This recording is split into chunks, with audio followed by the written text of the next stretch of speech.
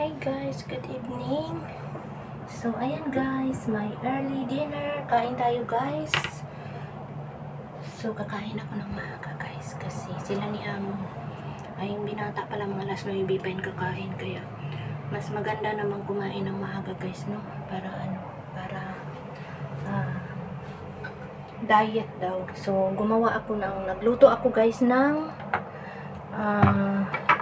tom yum. So, ayan guys, ang aking tom yum, napaka-yummy. So, meron tayong hipon, 3 piraso ang nilagay ko kasi malalaki. So, malalaki guys, hindi ko inubos yung hipon kasi nabili ako kaninang isang kanti. And then, ayan guys, meron tayong salmon. Pinirito ko siya, yung bandang skin niya guys, binili ko doon sa sushi shop. So, kailangan ko ng lutuin. So, ayan guys, medyo crispy siya. And then guys, ito yung aking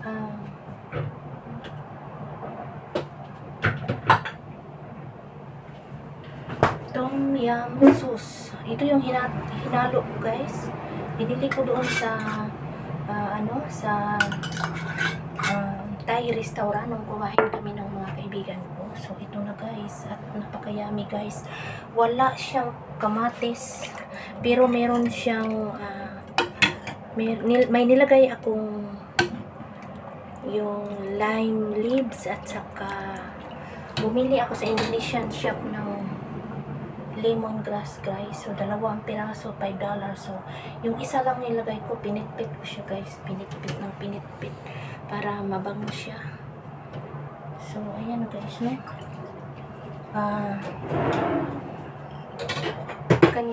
Kasi ako, nag-bidding ako sa amo ko. Sa kwarto na amo kasi darating niya mamaya. So, ayan guys, yung hipon na malaki.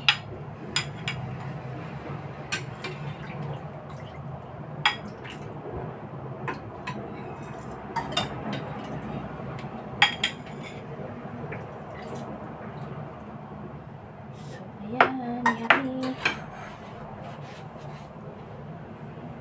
So, kain tayo guys. Ayan na guys. So, meron pa tayong natira para bukas. So, yung hipon ko guys ay lalaki.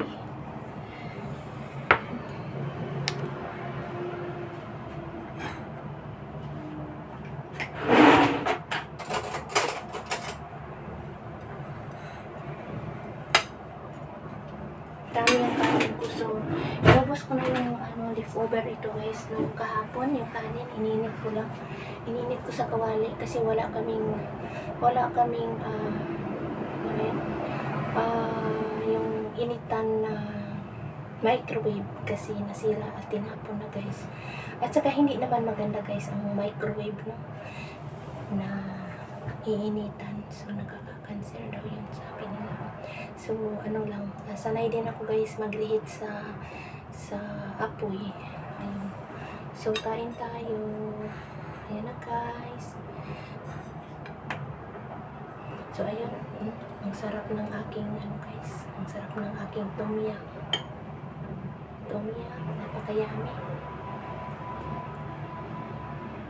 So, guys, nilagyan ko siya ng ibap milk. So, masarap pala talaga pag may ibap milk, no? So, wala siyang kamatis kasi wala nga akong kamatis na ubusan. So, parang nangangagat yun, guys. Yung soup nangangagat. Pero masarap siya. So, ayan na guys. Thank you for watching. Dito na ako mag-end. Bye-bye. God bless.